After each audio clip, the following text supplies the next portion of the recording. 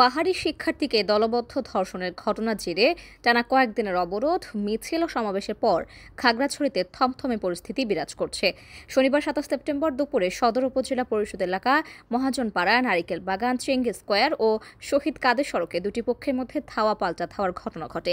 এ সময় আইনশৃঙ্খলা বাহিনী ফাঁকা গুলি ও টিয়ারশেল নিক্ষেপ করে তাদের ছত্রভঙ্গ করে দেয়। সংঘর্ষ চলাকালে স্বনির্ভর ও নারিকেল বাগান এলাকায় কয়েকটি দোকানে হামলা হয়। পরিস্থিতি অবনতির কারণে দুপুর থেকে খাগড়াছড়ি পৌরসভা, সদর উপজেলা ও গুইমারা উপজেলায় অনির্দিষ্টকালের জন্য ১৪৪ ধারা জারি বলবৎ রয়েছে। মাঠে রয়েছে সেনাবাহিনী, পুলিশ ও ৭ প্লাটুন বিজিবি। সহিংসতা অন্তত ২৫ জন আহত হয়েছেন। গুরুতর আহত একজনকে চট্টগ্রামে স্থানান্তর করা হয়েছে। রাতে খাগড়াছড়ির একটি বৌদ্ধবিহারে নাশকতার প্রস্তুতিকালে ৩ যুবককে আটক করে আইনশৃঙ্খলা বাহিনী। এদিকে আজ থেকে শারদীয় দুর্গাপূজা শুরু হওয়ায় জেলার সার্বিক পরিস্থিতি নিয়ে হিন্দু ধর্মাবলম্বীদের মধ্যে উদ্বেগ বিরাজ করছে। খাগড়াছড়ি পুলিশ সুপার মোহাম্মদ আরিফিন জুয়েল বলেন, বর্তমানে সার্বিক পরিস্থিতি শান্ত রয়েছে।